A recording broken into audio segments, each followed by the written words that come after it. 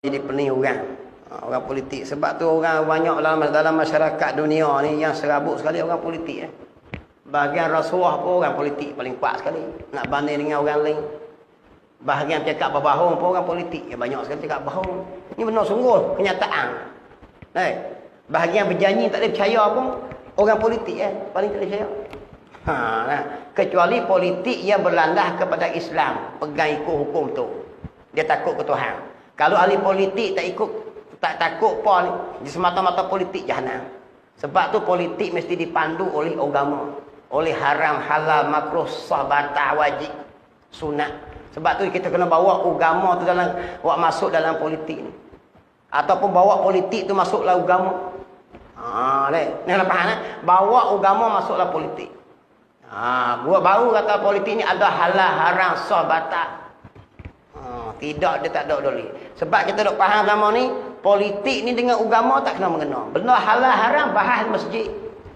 Dosa pahala di masjid, syurga neraka di masjid. Ayat Quran hadis di masjid surah. Dalam politik ikut suka. Ini masalah kita.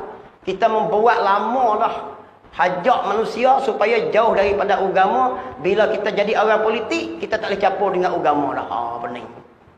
Kita sendiri hajak. Maka orang nak tipu orang, gini cakap gini, esok cakap gini. Esok menipu boleh. Nak tipu duit rakyat, nak tipu duit orang, maka rasuah kan awak nama pun sebab agama tak ada. Tapi kalau kita duduk dalam agama, tak jadi apa. Nak buat ni haram, nak buat ni makruh, tak boleh. Tipu orang tak boleh. Nak buat gini jahanam agama, nak buat gini.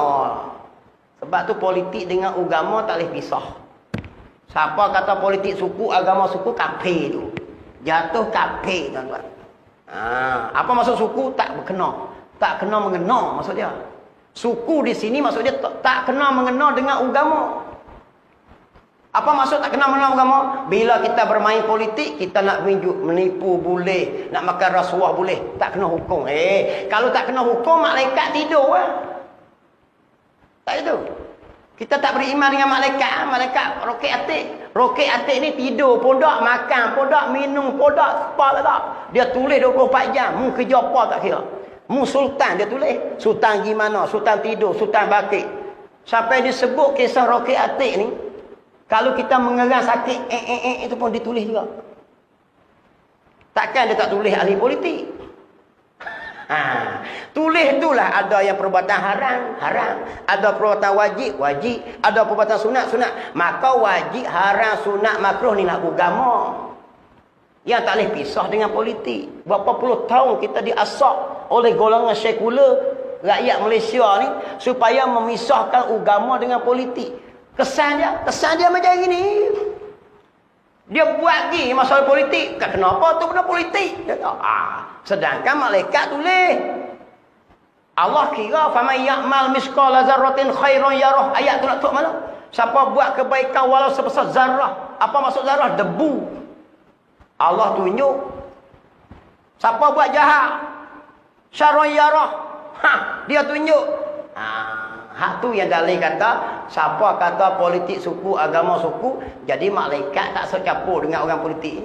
Malaikat rehat, malaikat pergi cek orang masjid, cek orang jaga sapah, orang kerja kelang, orang motor. Orang politik bebas daripada malaikat roket atik. Sedap gitu. Aku pun nak jadi YB juga, supaya tak kira.